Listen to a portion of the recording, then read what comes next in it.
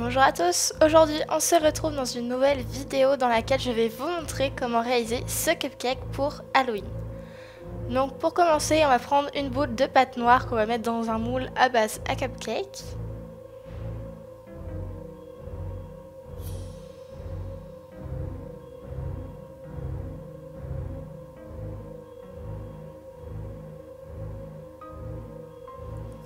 Ensuite, à l'aide d'un couteau, j'enlève l'excédent.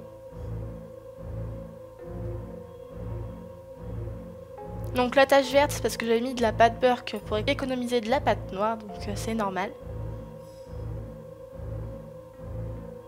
Ensuite, avec un notting tool, je vais passer dans les creux du moule.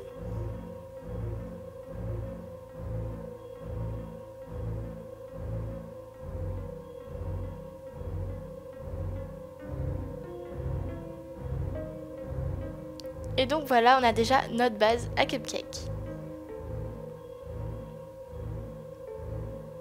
Ensuite, on va passer au biscuit et pour cela, j'ai utilisé de la pâte champagne que j'ai aplatie en forme de dôme à peu près.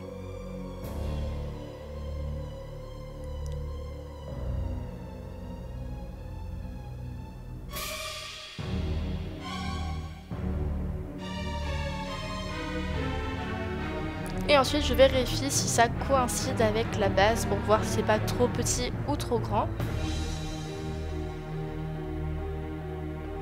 Et une fois que ça me semble bon, je la retire de la base et je la texture. Et pour commencer, j'ai utilisé un pinceau à poil dur ou bien une brosse à dents que je vais tapoter sur l'ensemble du biscuit. Et ensuite, pour réaliser des petites craquelures, j'utilise une boule de papier aluminium.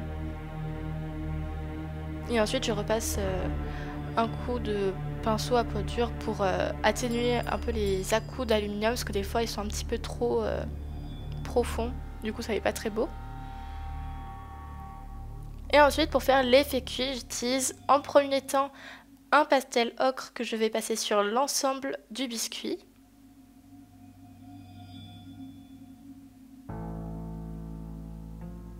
Et ensuite un pastel un peu plus sanguine sur les rebords et voilà, en toute petite touche, faut pas que ce soit trop prononcé parce qu'après c'est pas beau.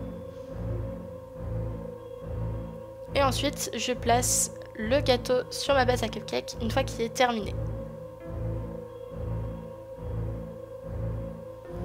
Ensuite, on va passer à la décoration du cupcake. Donc moi, j'ai décidé de faire des ailes de chauve-souris. Donc là, j'étais en train de les dessiner, mais on voit pas très bien comme c'est de la pâte noire. Mais après, vous prenez un patron sur internet si vous n'êtes pas sûr d'y arriver. Une fois qu'elle est découpée, on peut mettre un peu de talc dessus pour pouvoir la superposer sur une autre plaque de pâte noire pour faire des ailes de la même taille et qui ne se collent pas à la fin.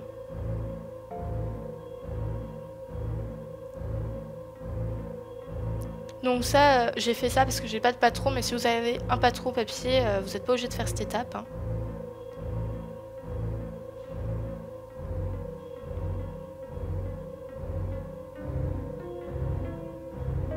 Et une fois qu'on a nos deux ailes, je prends un petit embout en silicone que je passe pour arrondir un petit peu les bords et retravailler les creux sous l'aile.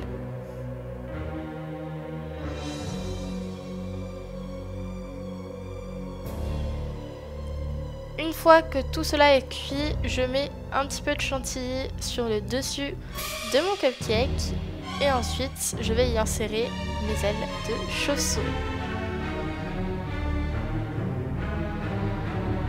Donc les miennes, je les ai fait un petit peu trop grandes, mais bon, c'est...